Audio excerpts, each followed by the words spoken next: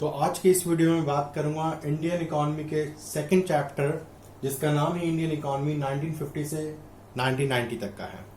इस चैप्टर को बच्चा हमने 4 पार्ट्स में बात करनी है। जो फर्स्ट पार्ट है वो इंट्रोडक्शन है, जिसमें मैं आपको बताऊंगा कि इकोनॉमिक सिस्टम क्या होता है, प्लानिंग क्या होती है, प्लान क्या होता है, इकोनॉमिक प्लान क्या होता है, प्रॉब्लम्स कौन सी होती है वो हम बात करेंगे। फिर सेकंड सेक्शन में हम एग्रीकल्चर रिलेटेड प्रॉब्लम्स के बारे में बात करेंगे, देन इंडस्ट्रियल पॉलिसी और लास्ट में फॉरेन ट्रेड के बारे में बात करेंगे। तो इस वीडियो में अभी मैं आपको इंट्रोडक्शन के बारे में बात करने वाला हूं।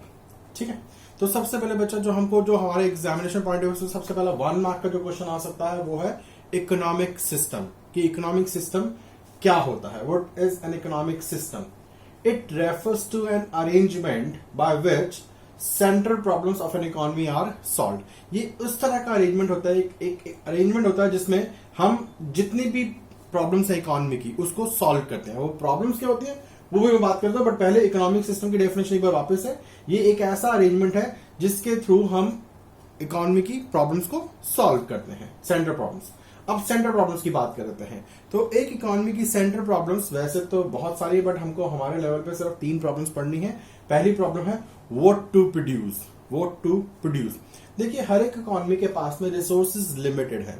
ये हमने शायद पहले भी कहीं पढ़ा है, हमने माइक्रो इकोनॉमिक्स में पढ़ा था। रिसोर्सेज लिमिटेड है और लिमिटेड रिसोर्सेज की हेल्प से आप सारी चीजें नहीं बना सकते हो। तो यहां पर आपको सोचना होगा कि आपको अपने इन लिमिटेड रिसोर्सेज को कैसे कैसे आपको एफिशिएंटली एलोकेट करना है, कि क्या क्या चीजें बनानी है। तो ये प्रॉब्लम सिर्फ व्हाट टू प्रोड्यूस है, सिर्फ व्हाट टू प्रोड्यूस तक लिमिटेड नहीं रहती है, what to produce and how much to produce होती है। आप लोग सब जानते हैं, यहाँ पे हमने क्लास 11th में पढ़ाई था इसके बारे में कि हमको वॉर टाइम गुड्स बनाने चाहिए या पीस टाइम गुड्स बनाने चाहिए, या हमको कंज्यूमर गुड्स बनाने चाहिए या कैपिटल गुड्स बनाने चाहिए।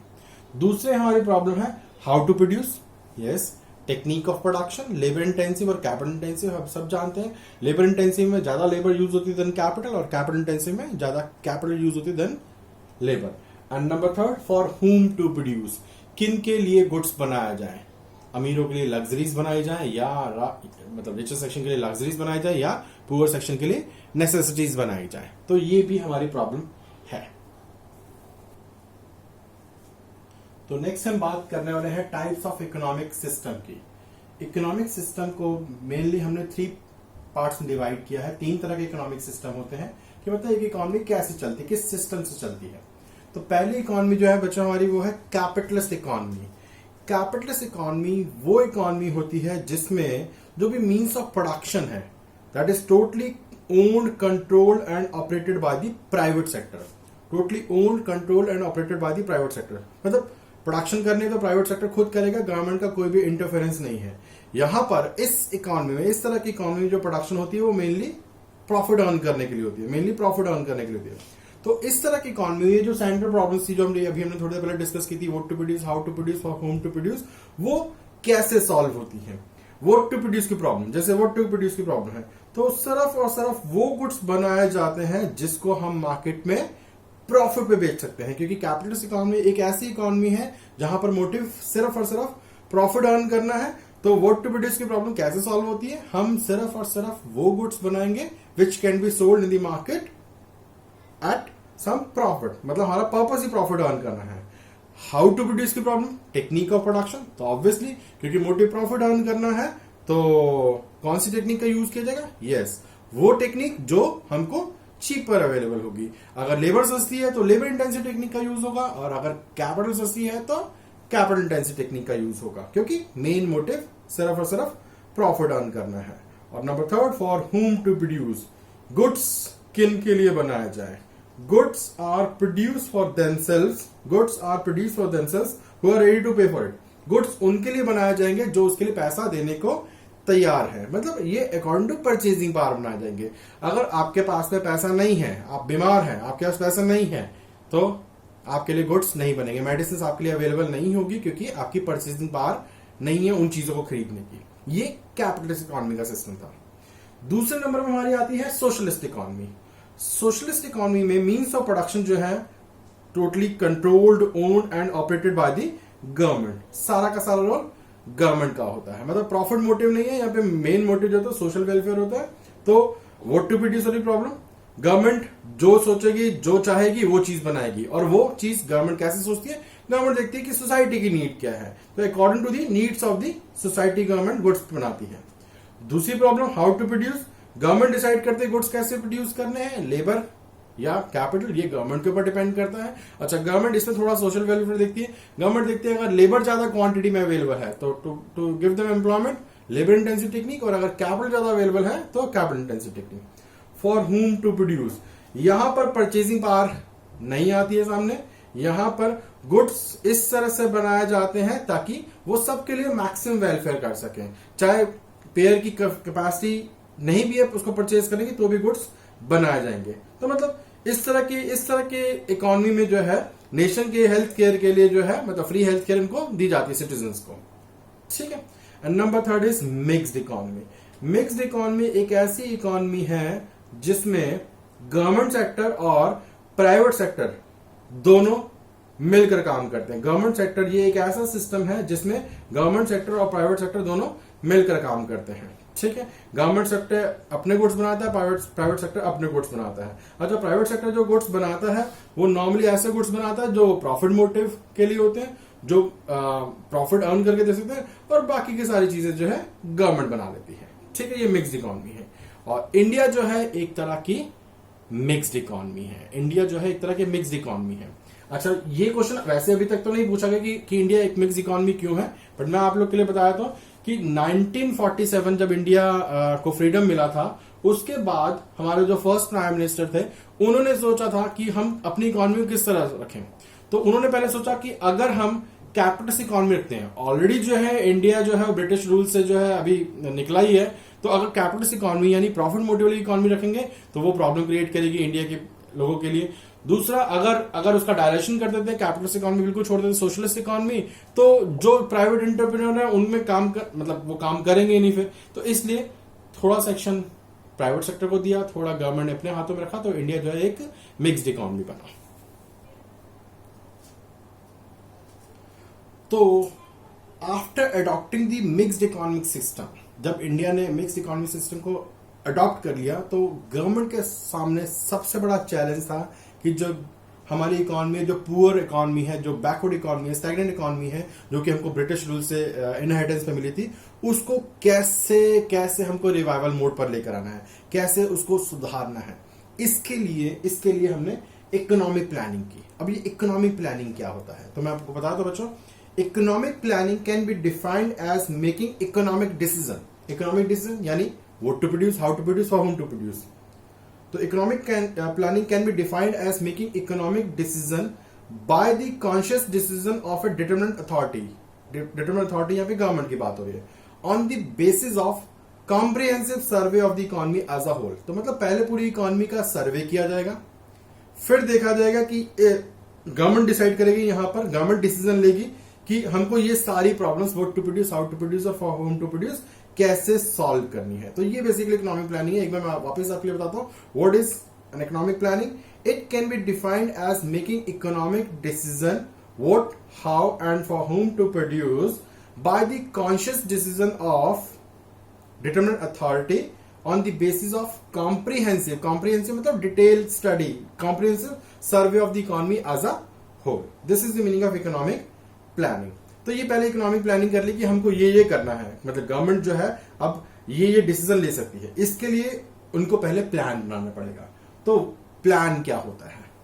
Plan is a document showing scheme, programme and strategy. देखो, गवर्नमेंट जब प्लान करती है तो उसमें वो अपनी स्कीम बताएगी कि हम ये स्कीम रखेंगे, हम ये प्रोग्राम रखेंगे, या हम ये स्ट्रैटेजी फॉलो करेंगे, worked out in advance for fulfilling an objective. Plan के लिए सबसे बड़ा पॉइंट है कि एक ऑब्जेक्टिव जरूर होना चाहिए, मतलब एक प्री डिटरमाइंड गोल होना चाहिए जिसके रिगार्डिंग हम प्लान बनाएंगे, जिसमें हम डिफरेंट स्कीम्स और प्रोग्राम्स और स्ट्रैटेजीज लेकर आएंगे सो दैट हम अपने उस ऑब्जेक्टिव को फुलफिल कर पाए।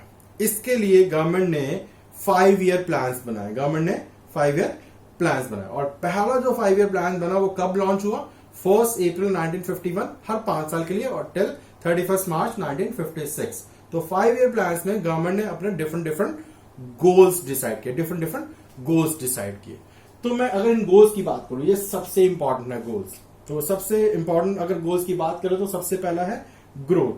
ग्रोथ के बारे में बच्चा आप सब जानते हैं।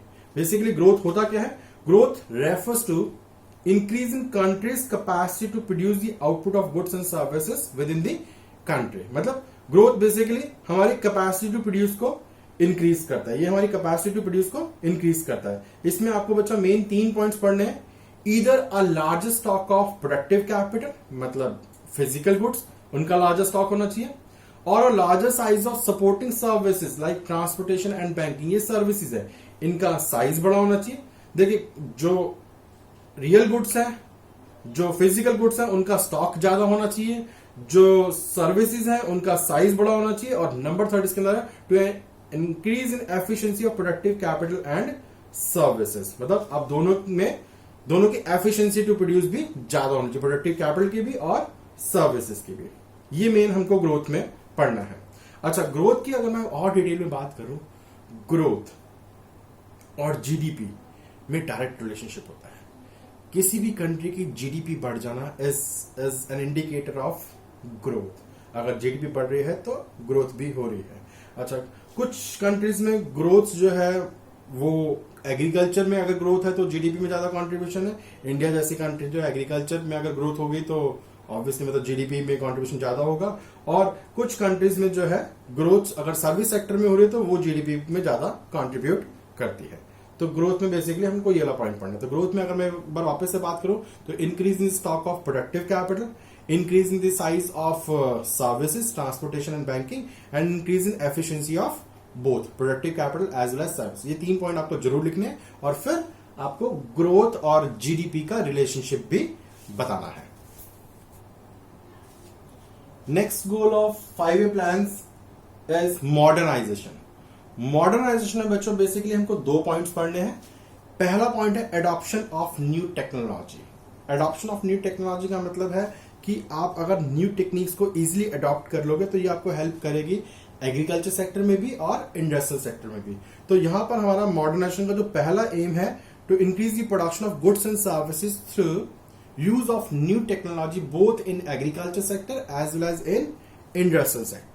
ये पहला पॉइंट है इसके अंदर, adoption of new technology modernization में।